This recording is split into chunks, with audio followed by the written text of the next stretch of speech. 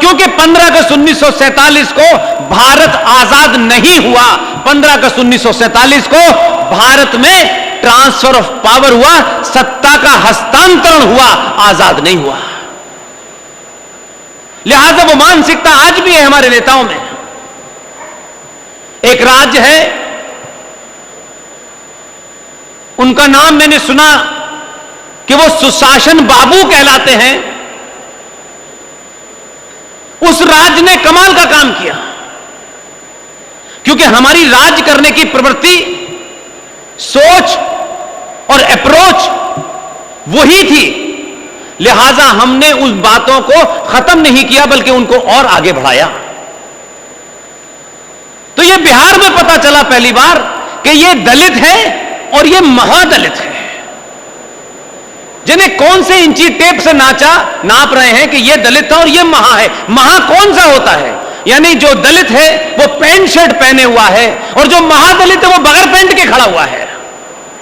कौन सी परिभाषा के तहत यह हो रहा है? यह महापिछड़ा है। तो सत्ता चलाने के लिए इस भारतीय समाज को तोड़ने की प्रवृत्ति लगातार जारी है।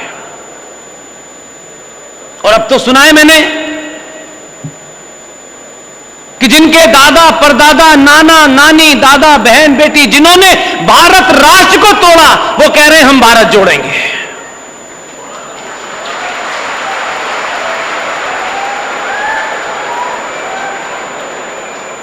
जिन्होंने भारत की तथाकथित आजादी के बावजूद भी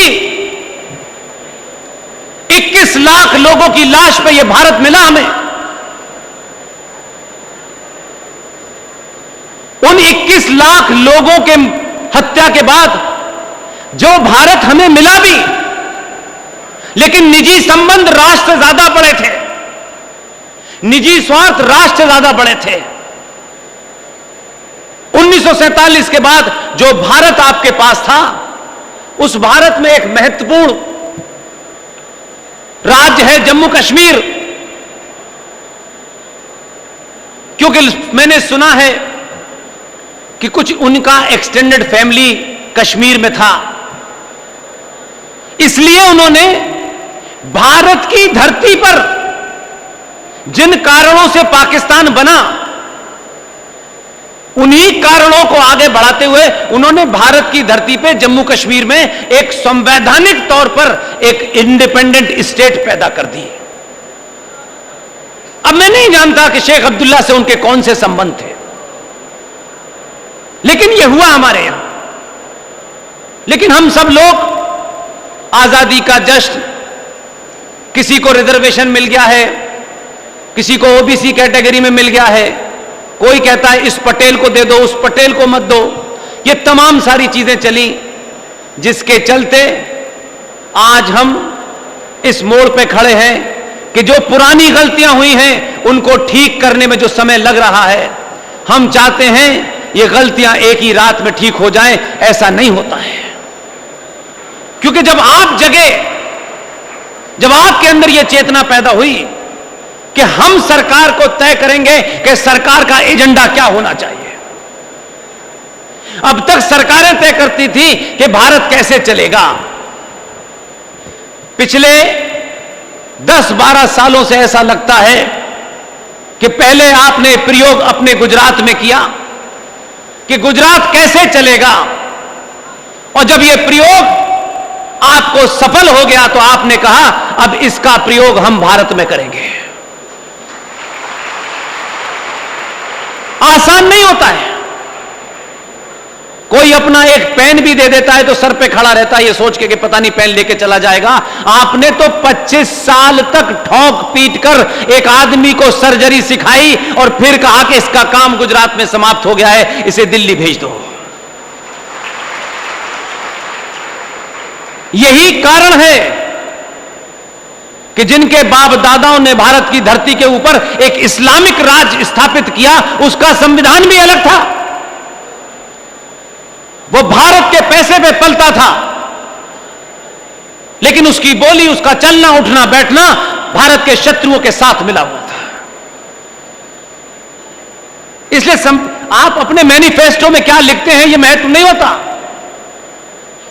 अगर आप राजनीतिक स्वार्थ के विद्यार्थी हैं, तो आज भारत के देश के सनातनी हिंदू तय कर रहे हैं कि सरकार किस मुद्दे को पहले उठाए, क्योंकि यह मुद्दा राष्ट्र बचाने का है।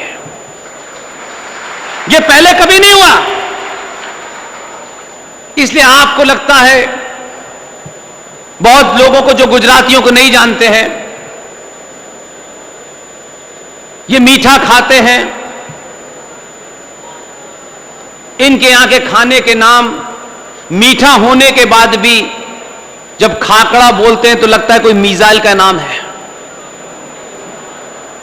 उसके बावजूद भी गुजरातियों को लोग सीरियसली नहीं लेते।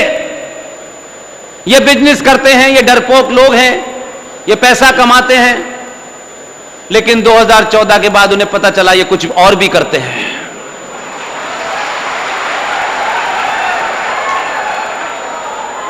इसलिए यह संकट आपने भारत राष्ट्र का जरूर सॉल्व किया, लेकिन फिर मैं यह कह रहा हूं कि जिन लोगों ने अंग्रेजों द्वारा बनाई व्यवस्था के तहत ये सरकारी बाबू जो भारत की एडमिनिस्ट्रेटिव सर्विस के अंदर अलग अलग रूपों में थे, किसी ने वीआरएस लिया, किसी ने छोड़ा, और उनको लगा कि हम बाबू क्यों बने, हम तो सीधे तौर पे सत्ता का सुख लेंगे।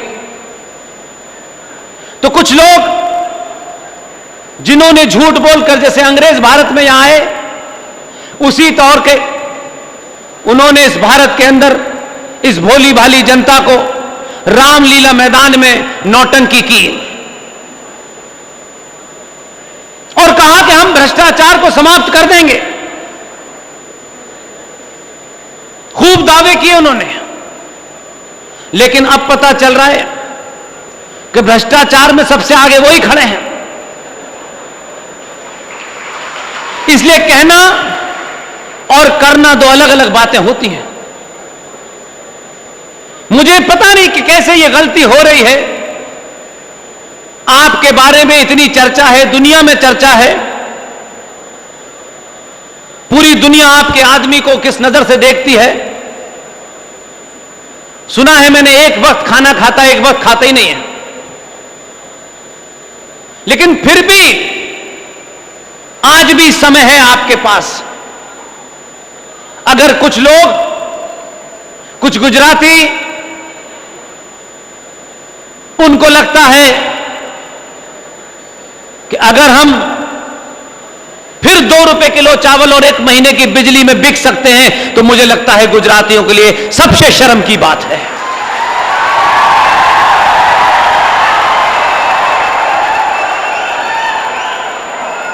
इसलिए गुजरात से मैं ये कभी उम्मीद नहीं करता हूं। आपको जिसको अपना वोट देना है दीजिए। मैं किसी पार्टी का प्रवक्ता नहीं हूं,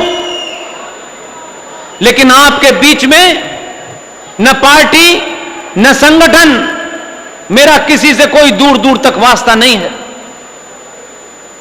लेकिन जब यह काम करना शुरू किया 13 साल पहले, तब से लेके अब तक एक ही एजेंडा है।